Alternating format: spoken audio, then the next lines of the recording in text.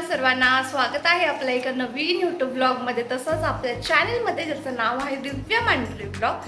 तर सुंदर अशा दिवसाची सुरुवात झालेली आहे आणि आज आहे चतुर्थी. आज चतुर्थीमुळे मी जाणार आहे विशाल गणपतीला आणि आज दिवसभरात काय काय होणार आहे ते मी सगळं तुमच्यासोबत शेअर करणार आहे. आपला ब्लॉग कंटिन्यू बघा, जेणेकरून तुम्हाला धमाल मस्ती आणि सगळ्याच गोष्टी बघायला भेटतील आणि कोणतीच जी मुवमेंट आहे ती तुमच्याकडून मिस होणार नाही.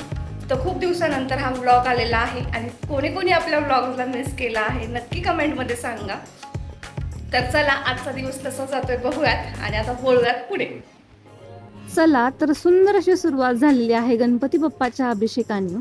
म्हटलं खिचडी वगैरे परतोच तर आपण आहे ना गणपतीचा अभिषेक लावूयात. मला काही जास्त वेळ बसणं नाही झालं कारण की थोडंसं लेट झालं होतं मला.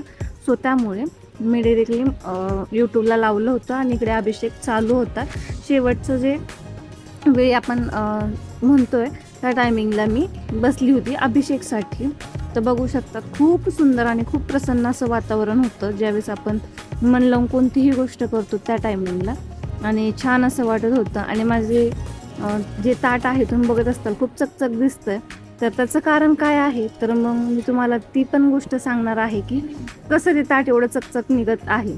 तर चला, इथे मी शेंगदाणे भाजून घेतले होते. शेंगदाण्याचा कूट बनवायचा होता.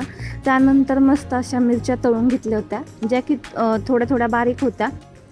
कट करून घेतल्या आणि त्या फ्राय करून घेतल्या तेलामध्ये छानपैकी. आणि इकडे वेपर्स पण मी तळून घेतलेले होते. त्यानंतर लागली खिचडीच्या तयारीला. म्हटलं चला पटपट करून घेऊया. आणि खिचडी वगैरे छानपैकी झाली आणि देवाला नैवेद्य दाखवला मी. आणि बघू शकतात किती प्रसन्न वाटतंय ना. फुलं जरी नसले तर आपण ज्यावेळेस मनभावनेने पूजा करतो ना त्यावेळेस खूप छान असं वाटतं. इथे पूजा वगैरे झाली, नैवेद्य वगैरे ठेवून झाला माझा आणि डिरेक्टली मी ऑफिसला जाताना ब्लॉग कंटिन्यू केलेला आहे. तर मग तिथून मी गेली होती विशाल गणपतीला. विशाल गणपतीला बघा ना किती सुंदर असं डेकोरेशन केलेलं आहे ना. पूर्ण झेंडूच्या फुलांनी, काही ठिकाणी आंबे आणि काही ठिकाणी द्राक्षे, असं खूप सुंदर असं डेकोरेशन केलेलं आहे. आणि भरपूर गर्दी होती.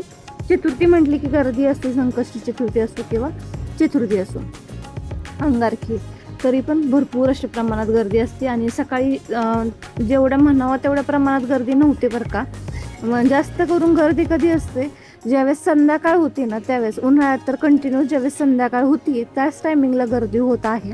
तर बघू शकता तिथं द्राक्षाचं किती सुंदर असं डेकोरेशन केलेलं आहे इथे.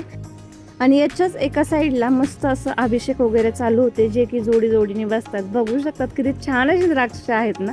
त्यानंतर मी गेली ऑफिसला आणि छोटासा असा आपला व्लॉग होता. कसा वाटलाय तुम्हाला नक्की कमेंट करा. भेटूया नेक्स्ट व्लॉगमध्ये. तोपर्यंत बाय बाय.